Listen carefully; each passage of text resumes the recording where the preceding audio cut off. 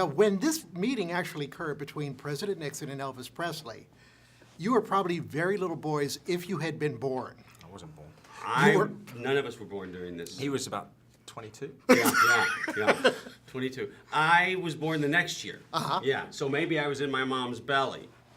Were you surprised to learn that this had actually happened, that Elvis and President Nixon had some time together in the Oval Office? Well, I don't think any of us were surprised that it happened, but I think we were all surprised by the manner in which it happened. I mean, that photo is so iconic. You know, it's one of the most requested photos at the National Archives, and obviously it's on postcards and posters. And I mean, you could probably go down to a street corner here in New York and buy, you know, a picture of it.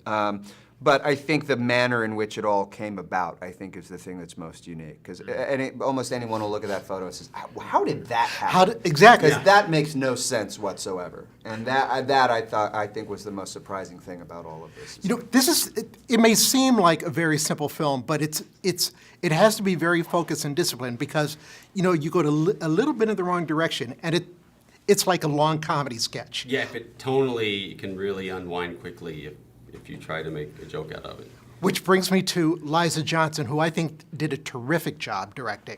What's her style as a director?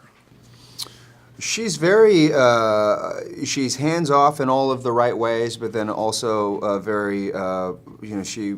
Hands-on in all the right ways. And hands-on in all the right ways. I mean, she really, you know, talking about the tone, talking about... You got that one. Yeah.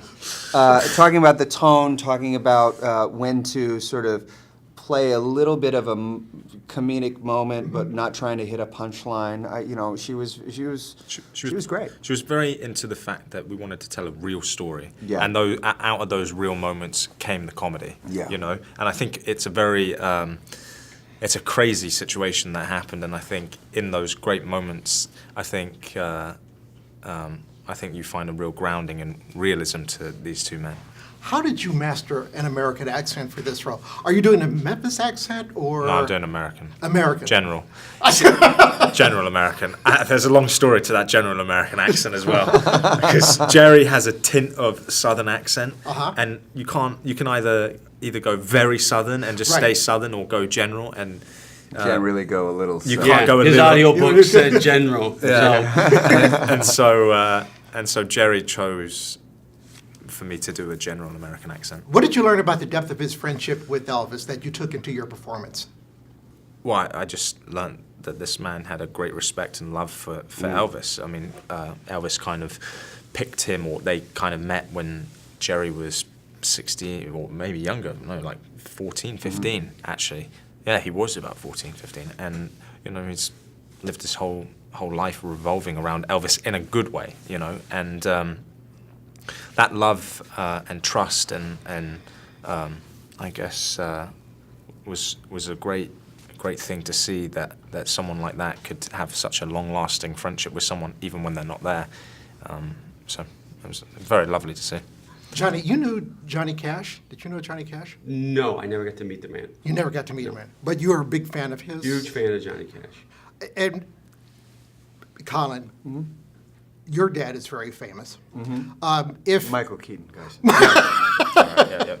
If would you ever want that level of fame that Elvis had?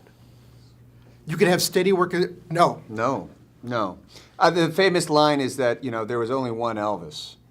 You know, there were 4 Beatles. And I think when you have that kind of white-hot attention on you, that's a very isolating thing. And so there's a reason why Jerry and Elvis stayed friends as long as they did.